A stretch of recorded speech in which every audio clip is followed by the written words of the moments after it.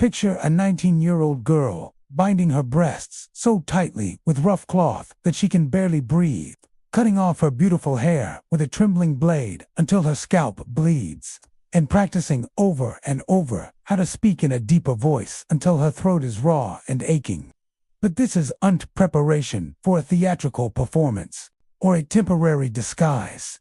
This is Hua Mulan destroying everything that makes her recognizably female, because tomorrow, Imperial conscription officers will arrive to drag her elderly, crippled father away to certain death in the Emperor's army. As she stares at her reflection in the bronze mirror, no longer recognizing the person looking back at her, she knows that the girl named Mulan is about to disappear forever, and the man she is about to become will have to live with the constant terror of discovery for the next 30 years.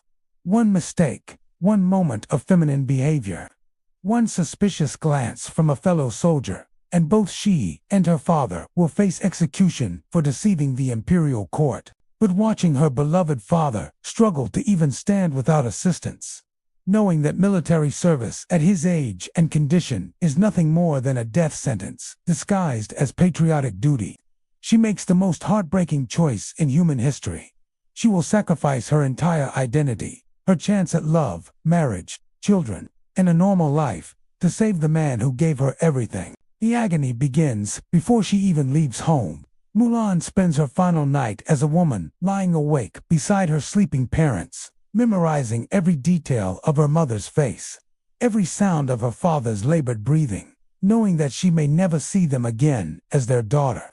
The weight of her decision crushes down on her chest, like a physical force. She is about to walk out that door and become someone else entirely, possibly forever. The tears she cries that night are the last tears she will allow herself to shed as a woman, because starting tomorrow, she must never show such emotion again. She traces her mother's sleeping features with her eyes, knowing that the next time she sees this beloved face, she will have to pretend to be a stranger, a family friend, someone with no right to the intimacy of a daughter's touch. The preparation ritual she performs in the pre-dawn darkness is like watching herself commit suicide in slow motion.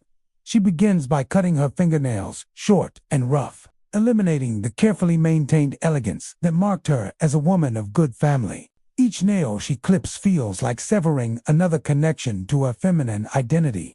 Then comes the binding of her breasts, wrapping them so tightly with strips of cloth that each breath becomes a struggle.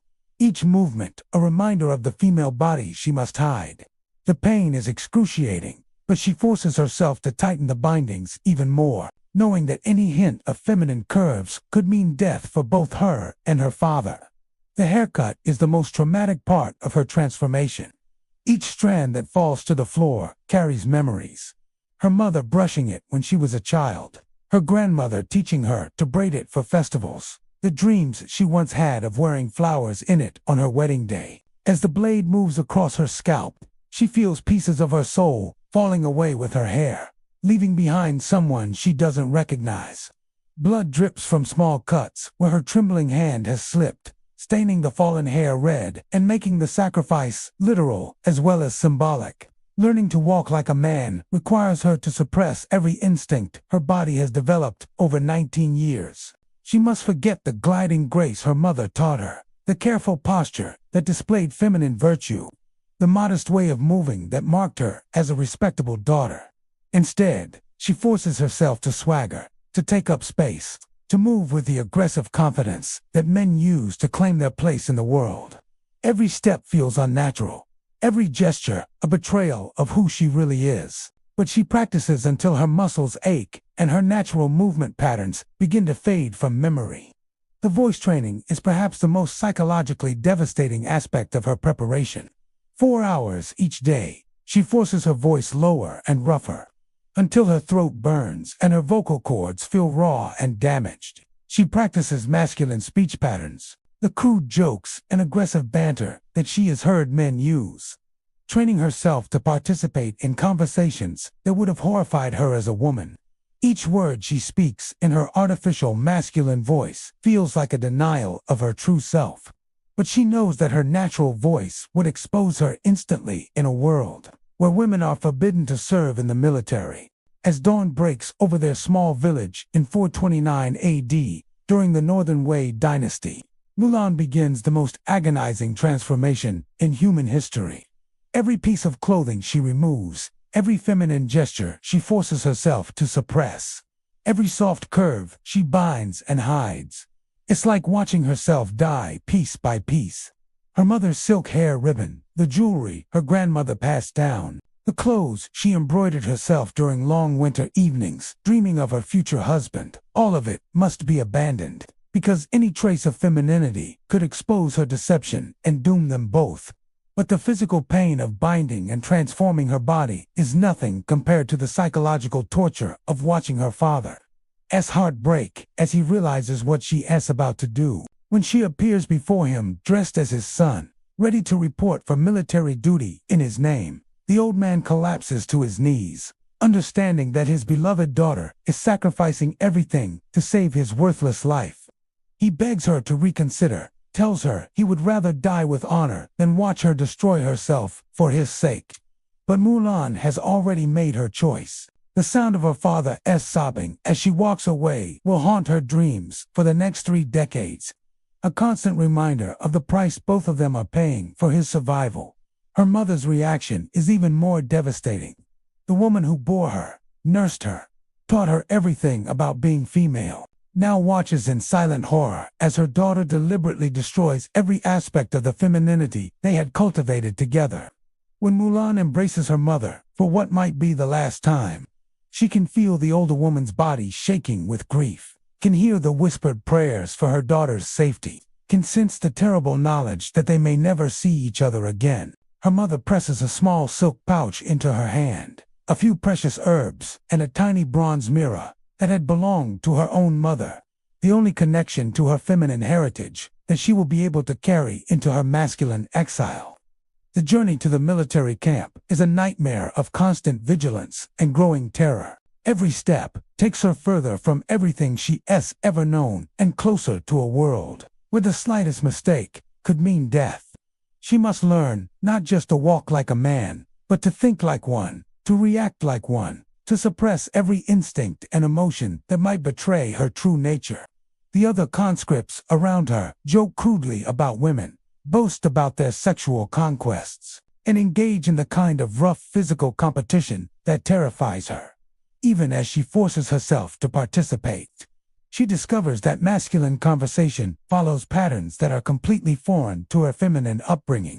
Men compete constantly, even in casual talk, trying to establish dominance through exaggeration, insult, and displays of knowledge about subjects she was never allowed to learn. She must master discussions of weapons, military tactics, sexual conquest, and violence, while suppressing any inclination toward the cooperative, nurturing communication style that women use among themselves. Every conversation is a minefield where the wrong word or tone could expose her as an imposter. The physical hazing that new recruits endure becomes a special torture for someone hiding a female body. The other soldiers expect her to match their strength in wrestling matches, endure their punches and mock fights, and prove her masculinity through increasingly dangerous and painful trials. Every morning she wakes up with new bruises, new cuts, new evidence of how inadequate her female-born body is for the role she's been forced to assume. But showing weakness isn't just embarrassing, it's potentially fatal, because any sign that she's different could lead to the discovery that ends both their lives. The most terrifying moment comes during her first group bathing, when she must find ways to clean herself while hiding her bound breasts and female anatomy from dozens of naked men around her. She develops elaborate strategies for washing in darkness, using illness as an excuse to bathe alone, and creating privacy through careful timing and positioning. But the constant fear of discovery during these vulnerable moments creates a level of psychological stress that begins to affect her health, causing insomnia, digestive problems, and the kind of chronic anxiety that makes every moment feel like potential disaster. When she finally reaches the army camp, the full horror of her situation becomes clear. This isn't just about pretending to be a man for a few weeks or months. This is about becoming someone else, so completely that even she might forget who she really is. The military training is designed to break down individual identity and rebuild recruits as perfect soldiers, which means every aspect of her personality must be carefully controlled and monitored to maintain her deception, while surviving the deliberate psychological assault that military conditioning represents. The drill sergeants use techniques specifically designed to destroy civilian identity and replace it with military loyalty.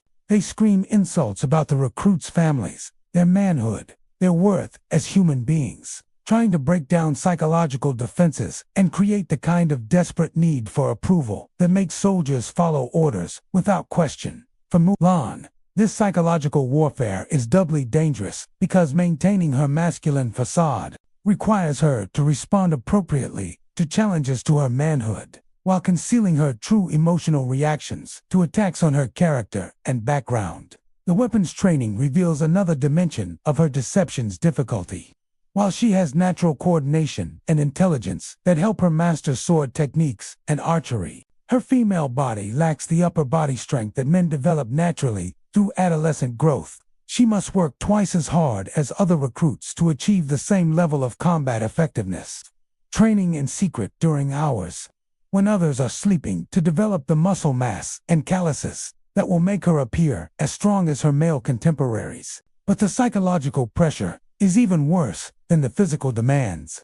She must participate in conversations that degrade and objectify women, laughing at jokes that tear apart everything she values about her own gender. When the other soldiers visit brothels or boast about their conquests, she must find excuses that do unto rouse suspicion while dying inside from loneliness and sexual frustration that she can never express or satisfy.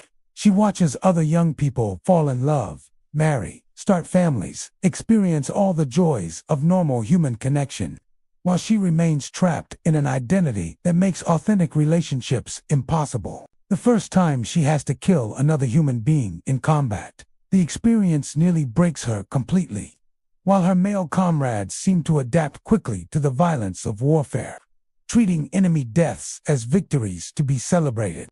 Mulan finds herself traumatized by the taking of life in ways that she must carefully hide from her fellow soldiers. Her feminine upbringing emphasized preservation and nurturing of life.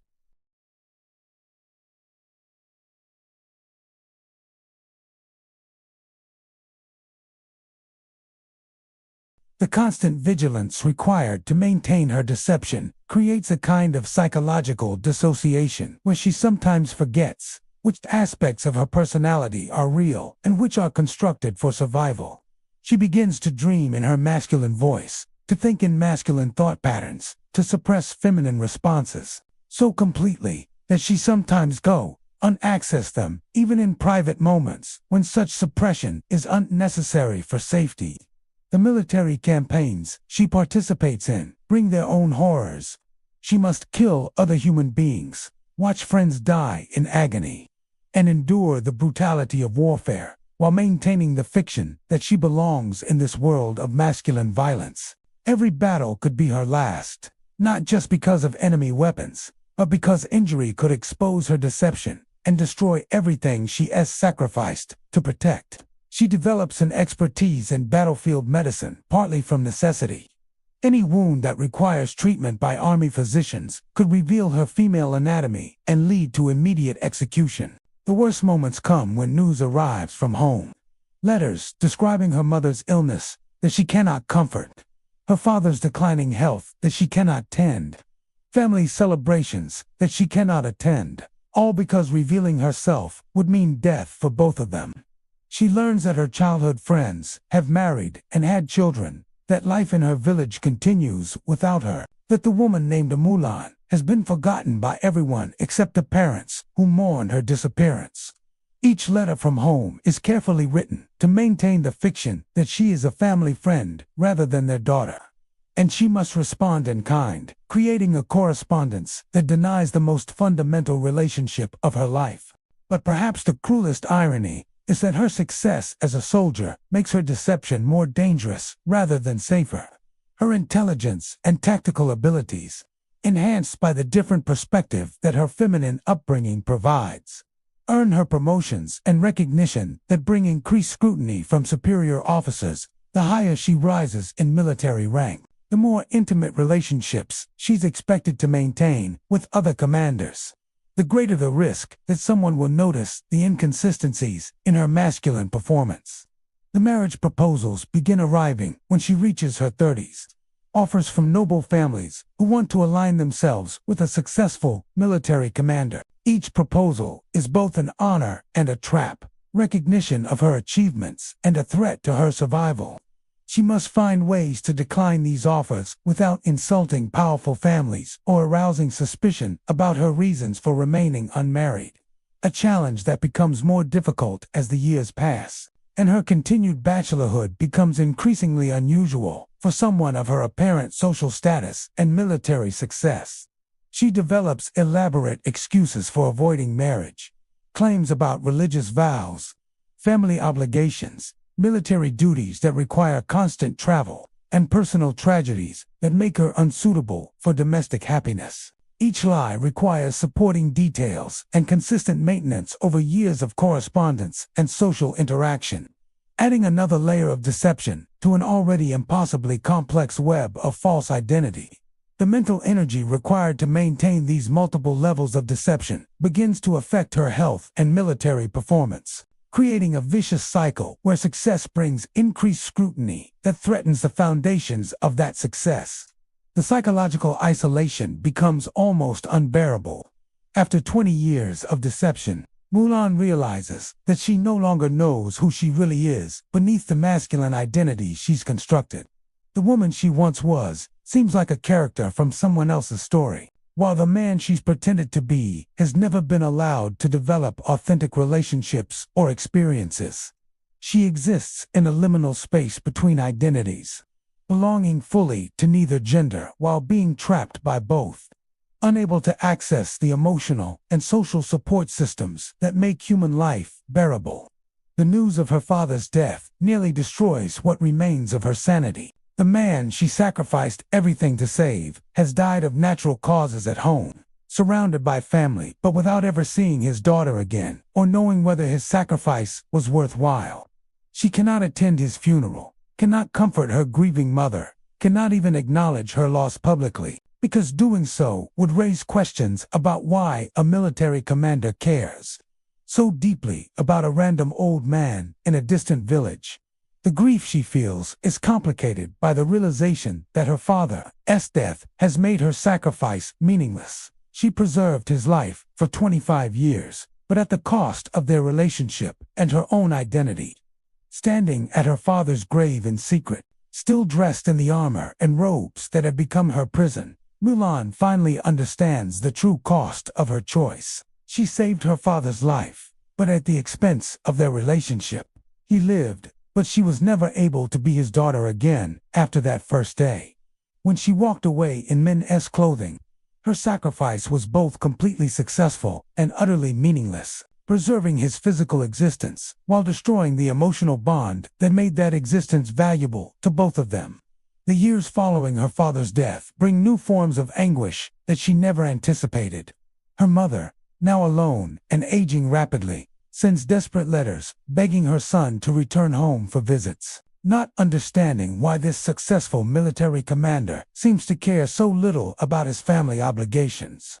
The old woman writes about her loneliness, about how she talks to Mulan's empty room as if her daughter might somehow hear her, about the marriage proposals that still arrive for the missing girl who must surely be dead after all these years of absence. Each letter from home reopens wounds that have never properly healed. Her mother describes dreams where she sees her daughter's face, nightmares where she imagines terrible fates that might have befallen the girl who disappeared without explanation. Reading these letters in her military tent, surrounded by men who would kill her instantly if they knew the truth, Mulan sometimes has to bite her own tongue until it bleeds to prevent herself from screaming with grief and frustration. She wants to comfort her mother, to reveal herself and provide the emotional support that the dying woman needs. But doing so would mean execution for both of them and the destruction of everything she has sacrificed to preserve. The worst letter arrives when Mulan is 38 years old. After 19 years of military service and deception, her mother is dying, and her final wish is to see her son one more time, to tell him how proud his father was of his military success, to pass on the family's ancestral treasures to the next generation. The old woman doesn't understand why her daughter's friend, as she believes Mulan to be, has become so distant and formal, why he no longer visits or writes with warmth. She begs him to come home one final time, to receive her blessings, and to help her understand what happened to the daughter she has never stopped mourning. Mulan makes the journey home in secret, her heart breaking with every mile that brings her closer to the woman who gave her life. She arrives to find her mother barely conscious, wasted away to almost nothing, her hands constantly reaching for something that isn't there. When the dying woman looks at her with eyes that don't quite recognize the masculine figure standing beside her bed, Mulan has to use every ounce of self-control not to throw off her disguise and reveal herself. The temptation to hold her mother as a daughter rather than pretending to be a family friend is almost overwhelming. But she knows that such a revelation would likely kill the fragile old woman and destroy everything she has sacrificed to protect. "Tell me about my daughter," her mother whispers in her final hours, her voice barely audible but filled with desperate longing. "Tell me what she looked like when you last saw her. Tell me if she was happy. Tell me if she found love and children and all the things I wanted for her." And Mulan, maintaining her masculine voice, even as her soul tears apart, must lie to her dying mother about her own fate, inventing stories about a daughter who lived a full and joyful life somewhere far away, who thought of her mother every day, but was unable to return home due to circumstances beyond her control. Her mother dies holding the hand of someone she doesn't recognize, believing her daughter abandoned her, never knowing that the person she's searching for is right there beside her. Mulan buries her mother while pretending to be a family friend rather than the child who owes everything to the woman in the grave. And the weight of this final deception nearly destroys what remains of her sanity. She has saved her father's life and preserved her family's honor, but at the cost of ever being able to comfort her parents in their final years or to receive their love and blessing as their daughter. The years that follow her mother's death are marked by a psychological deterioration that she struggles to hide from her fellow officers and subordinates. The purpose that had sustained her through decades of sacrifice is gone. Both parents are dead. The family line she preserved by saving her father has ended with her hidden identity, and she has nothing left to live for except the continuation of a lie that has consumed her entire adult life. She begins having episodes where she forgets which identity she's supposed to be maintaining. Moments where feminine gestures or expressions slip through her carefully maintained masculine facade. During one terrifying incident, she finds herself humming a lullaby her mother used to sing in her natural feminine voice while surrounded by other soldiers who could have her executed for such a slip. The looks of confusion and suspicion on their faces remind her how precarious her situation remains. Even after decades of successful deception, she quickly covers her mistake by claiming to be repeating something she heard from a camp follower. But the incident leaves her shaken and aware that her psychological defenses are beginning to crumble under the weight of accumulated trauma and grief. The Emperor's attention intensifies when she is promoted to a position that requires her to attend court ceremonies and interact with the highest levels of imperial administration. The Emperor himself takes notice of her military achievements and begins considering her for even greater responsibilities. Appointments that would require intimate knowledge of aristocratic customs, deeper background investigations, and the kind of personal scrutiny that could expose inconsistencies in her carefully constructed masculine identity. The irony is devastating. Her success in maintaining her deception has made her too valuable to remain safely anonymous, and continued advancement threatens to destroy the very foundations of her survival. But the Emperor's attention also brings opportunities that Mulan had never imagined, the possibility that her sacrifice might serve a purpose beyond simply preserving her father's life. She begins to understand that her unique position as someone who has lived successfully as both woman and man gives her insights into imperial administration and military strategy that could benefit the entire empire for the first time in decades. She begins to see her deception not just as a survival mechanism, but as a potential tool for positive change, a way to honor her parents' memory by serving the greater good they had raised her to respect. The crisis reaches its peak when she's offered a position as imperial advisor, a role that would require her to participate in court politics at the highest level, while maintaining perfect masculine performance under constant scrutiny from people trained to detect deception and uncover hidden motives. She understands that accepting this position would likely lead to eventual discovery and execution, but refusing it without adequate explanation would itself arouse suspicion and potentially lead to her investigation of her background and the exposure of her 3-decade deception. The decision she faces echoes the original choice she made 30 years earlier. Risk everything to serve her country and honor her parents' memory, or prioritize personal survival over broader obligations. But now she understands the full cost of such choices in ways that her 19-year-old self could never have comprehended. She knows that heroism and sacrifice are not the clean, noble concepts celebrated in stories and songs, but messy, agonizing experiences that destroy as much as they preserve, that create as much suffering as they prevent. The sleepless nights she spends considering her options are filled with memories of every moment of pain, loneliness, and suppressed identity that has brought her to this point. She remembers the feeling of her breasts being bound so tightly she could barely breathe, the sound of her hair hitting the floor as she cut away her femininity, the taste of blood in her mouth from biting her tongue to prevent feminine expressions, the countless nights she lay awake terrified that someone would discover her secret and kill her for it. But she also remembers her father's tears of gratitude when he realized she was taking his place, her mother's pride in their family's military tradition, and the soldiers whose lives she saved through tactical decisions that combined feminine intuition with masculine authority. The suffering that nearly destroyed her had also created capabilities and perspectives that no one else possessed, and abandoning those gifts now would make all her pain meaningless. The woman who had destroyed her identity to save her father's life must now decide whether to risk that reconstructed identity to serve the larger community her parents had taught her to honor. The choice is agonizing because she has already sacrificed everything once, and the prospect of losing what little remains of her constructed life feels like dying a second time.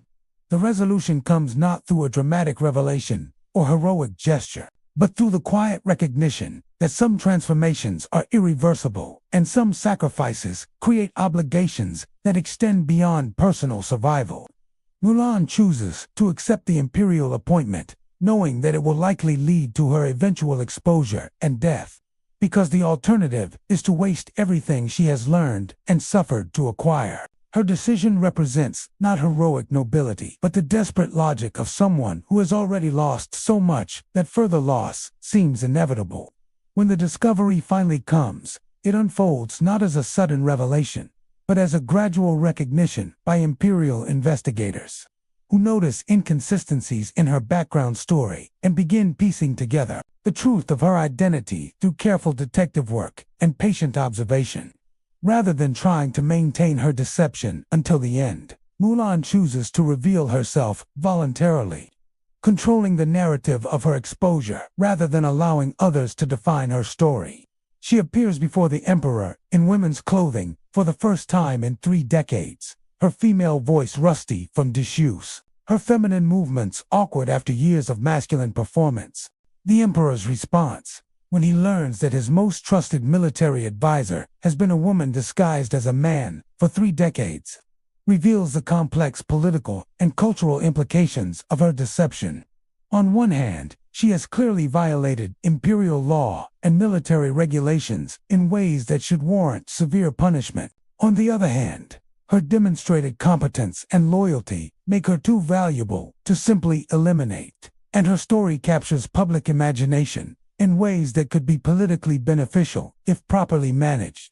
The unprecedented nature of her case creates legal and social dilemmas that have no clear precedents in Chinese jurisprudence or cultural tradition. The compromise that emerges satisfies no one completely, but allows everyone to save face while acknowledging the unprecedented nature of her situation.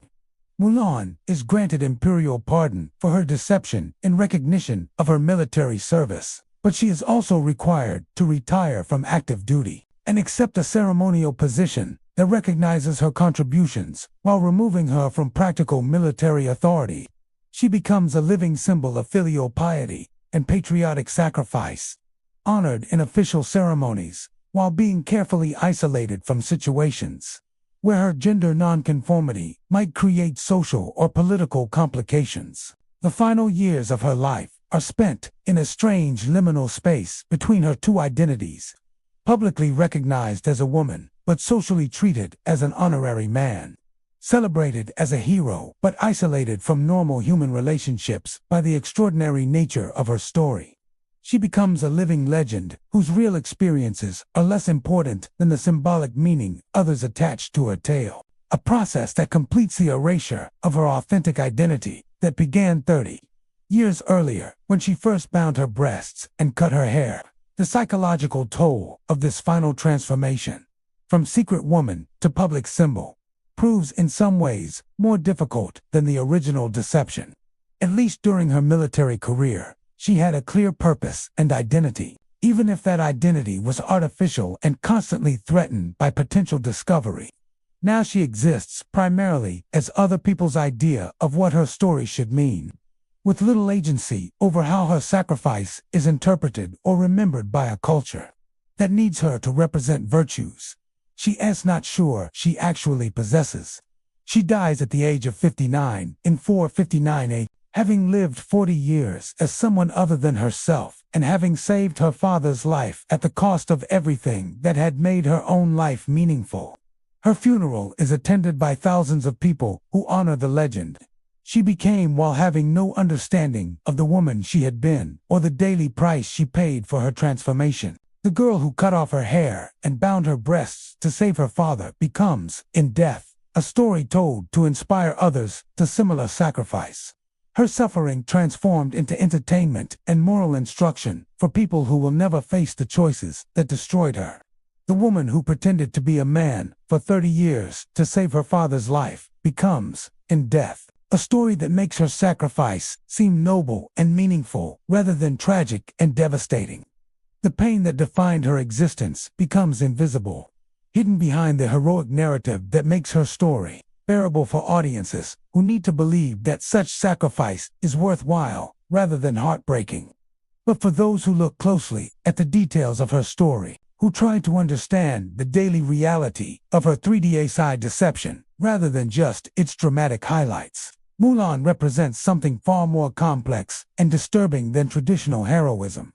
She embodies the terrible mathematics of love, the calculation of how much of yourself you can destroy to preserve someone else, and the question of whether such preservation is worth the price, when it requires the complete annihilation of your own identity and possibility for happiness.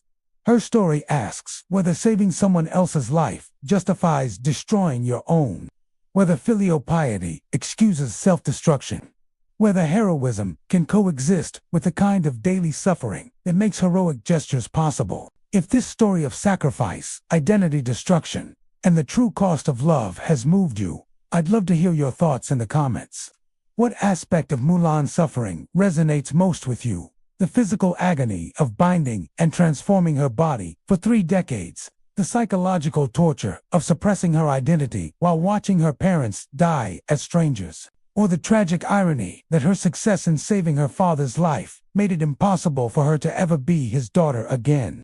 And if you want to hear more stories about the hidden pain behind history's greatest heroic acts, make sure to subscribe and hit that notification bell, because behind every legendary sacrifice lies a human cost that is rarely told and never forgotten by those who paid it. The heroes we celebrate in stories often paid prices that would break most of us, and understanding their real suffering helps us appreciate both the magnitude of their sacrifice and the question of whether such sacrifice should ever be necessary.